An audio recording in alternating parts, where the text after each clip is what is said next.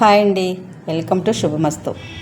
మరి రోజు మార్నింగే టిఫిన్ బ్రేక్ఫాస్ట్ ఏంటి అనుకుంటూ ఉంటాం కదా. ప్రతిరోజు ఏవో ఒకటి ఇడ్లీలు, దోశలు, పెసరట్లు, పునుగులు ఇలాగ ఏదో ఒకటి చేసుకుంటాం కదా. మనకి సమ్మర్లో సద్దన్నం అని అంటాం కదా. నైట్ నానబెట్టుకొని పొద్దున్న తినేది, అది ఎలా చేసుకోవాలన్నది నేను చూపిస్తాను. అన్నంతో చేసుకుంటాము మనం, అలా కాకుండా ఇప్పుడు అటుకులతో చేసి చూపిస్తున్నాను చూడండి. ఇప్పుడు కొన్ని అటుకులు నైటే తీసుకోవాలి. మనం పొడి అటుకులు తీసుకున్నాం కదా, కొంచెం వాటర్ వేసి కడిగేసుకుందాం. కొంచెం వాటర్ వేసి ఆ నీళ్ళన్నీ వంపేసిన తర్వాత మనం పాలు, పెరుగు, వాటర్ వేసి శుభ్రం క్లీన్ చేసి పెట్టుకున్నాం కదా. దీనిలో మనం వేడి పాలు వేసుకుందాం. అటుకులు ములిగే వరకు పాలు, తర్వాత ఒక స్పూన్ పెరుగు కూడా వేసేసుకుందాం.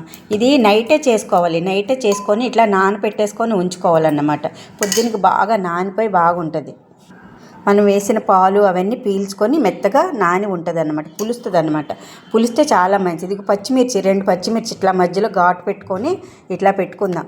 మన ఇష్టం, తింటే తింటాం, లేకపోతే లేదు. ఈ రసం అంతా కూడా అన్నంలోకి దిగుద్ది అన్నమాట. కొంచెం ఆనియన్ ఇట్లా వేసేసి మూత పెట్టేసి మనం పక్కన పెట్టేసుకోవాలన్నమాట.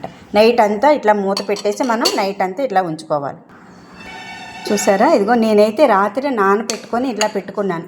బాగా తోడుకుపోయింది. చూసారా ఎంత బాగా తోడుకుందో కదా. పాలు, వేడివేడి పాలు వేసి కాస్త పెరిగేసి ఇగో 2 ఉల్లిపాయ ముక్కలు, 2 పచ్చిమిర్చి. ఈ పచ్చిమిర్చి, ఉల్లిపాయలు తినరు కదా ఇప్పుడు పిల్లలైతే. దానికోసమైతే కాస్త వాళ్ళకి బౌల్లోకి ఇట్లాగా తీసేసి ఇంకా కొంచెం పాలు కానీ, పెరుగు కానీ, మజ్జిగ కానీ వేసుకోవచ్చు. ఈ సద్ది నేను అయితే అటుకులతో చేశానండి. దీన్ని రైస్తో కూడా ఎప్పుడు చేసుకుంటాం కదా. అలా కాకుండా ఓట్స్ని కూడా ఇట్లా నైట్ నానబెట్టుకొని ఉంచుకోవచ్చు. పాలు వేసి కొంచెం తోడుచొక్క వేసేసి ఉంచేసుకున్నాం అనుకోండి, పొద్దుటికి బాగా నాని ఉంటుంది. ఇప్పుడు పిల్లలకి ఇష్టం ఉండదు కదా, ఉల్లిపాయ, పచ్చిమిర్చి తినరు వాళ్ళు. వాళ్ళ కోసమని నేను కాసిని మనం ఒక బౌల్లోకి వేసి కొంచెం దానిమ్మ గింజలు వేస్తే చాలా కమ్మగా ఉంటుంది, తినేస్తారు. అలాగే కొంచెం మిర్చర్, ఏమి రకం మిర్చర్ అయినా కూడా ఉంచుకోండి పక్కన. వాళ్ళకి అవి కూడా పైన జల్లాలన్నమాట. ఇట్లాగా గిన్నెలో వేసి అందంగా కనిపించాలి వాళ్ళకి. చూశారు కదా ఎంత కలర్ఫుల్గా ఉందో. ప్లేట్ అయితే ఇలాగ పిల్లలకే కాదు, పెద్దవాళ్ళకి కూడా చాలా బాగా ఇష్టంగా తింటారు. రోజు టిఫిన్సే కాదు, ఇట్లాగా రోజు వారానికి ఒక్కరోజైనా ఈ సద్ది పెట్టుకుందాము. ఈ ఎండాకాలాన్ని మనం దాటేద్దాం.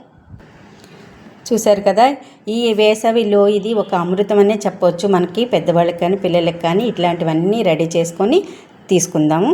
ఒంటికి మంచి చలువనిస్తుంది.